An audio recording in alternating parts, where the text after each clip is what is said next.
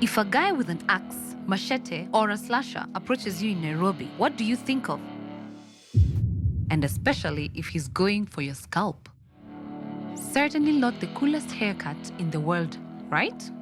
But that's what Safari Martin from Rwanda does. I was done and I gave him the opportunity to say his last word.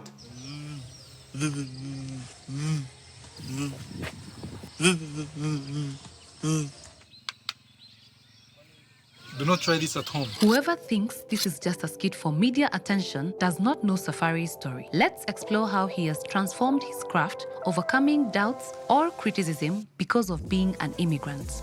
I started as a normal barber in 2019, cutting hair as anyone else. But as you know, this hair industry, if you're not out there on social media, you cannot make it. You can only make a living, a good living out of it if you put yourself outside there. One day I just decided to try the old African way of cutting hair. So, how does he really use these unconventional tools to give his clients a clean haircut? There are different tools. There's the slasher, there's the shovel, there's the hammer, there's the knife, African charcoal, and there's the razor. So all these tools depend with, if you're a client, it depends with how much money you have. But the shovel is bought from the city. We bring it to the village and make it sharp. So I usually use my razor to do the final hairline. Then I apply the African charcoal to make the hairline enhanced. Hair is composed of keratin, a protein that is considered dead tissue. The portion of hair above the scalp is non-living, which is why cutting it causes no pain. But with Safari's unconventional tools, how does he ensure his clients' safety during such daring hairstyling methods? I love his type of shaving because it's different, because he uses some tools are very real and they're very intimidating, but he's quite confident in what he does. At just 24, the Rwandese-born Safari moved to Nairobi in late 2023 and quickly made a name for himself in hairstyling and content creation. And this is despite the fact that the Kenyan capital seems to be the hotspot when it comes to barbering, because weird cuts on customers are the order of the day here, as geometric barber Zakaria Mwaura proves. When you look at my cuts, they are always perfect. I don't believe in failing to have cuts that are balanced. I believe in perfecting everything. When it comes to quirky ideas, he is certainly in no way inferior to Safari. Now, apart from the offline tools, what does the Rwandan have over his geometric competitor?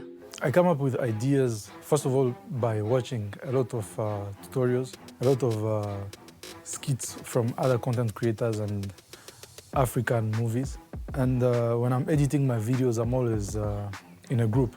I'm always having a friend or two friends to tell me what they think about it. My first time I really tried out a full haircut and I just posted the video. In less than a month, I was from 2,000 followers. I've gotten to 180K on Instagram. There are different things that happened that made me realize that this is becoming a global attention. The first was being posted on the Shade Room. Yeah, one day they just DM'd me, they were like, hey, can we post your content? I was like, why not? A few days after that, Jason Derulo also requested if he could post one of my videos. Yeah, that's when I got to know that this is becoming a global attention. His daring artistry has earned millions of online views and the prestigious Content Creator of the Year award at the 2023 Barber Grammys, a global competition celebrating excellence and innovation in the craft. Winning the 2023 Barber Grammy Award was something really great. It's something that I really never expected. So even on the night of the awards, I was all sleeping. I didn't mind even to watch the awards because I knew that I wouldn't win. Waking up that morning to find out that I'm the winner of that award, I mean, it was life-changing. What really is his motivation for using these unusual tools in his craft? These tools have really set me apart from other barbers because wherever you go, even on Google, ChatGPT, YouTube, you just write barber that cuts with a knife, that cuts with a shovel, that cuts with these weird tools. I mean, I'm the only one that appears. So I really think this has put me apart from other barbers. The difference in tools that I use, yeah. Okay, this is about much more than cutting hair, but that's always been the case. Sociopolitics is done at the hairdresser, and Safari Martin also educates people against prejudices of all kinds. The biggest lesson I've learned in this grooming industry is that it's not about the tools you use, but it's rather about the experience you give to someone that is sitting in your seat. I was done and I gave him the opportunity to say his last word. Thank you.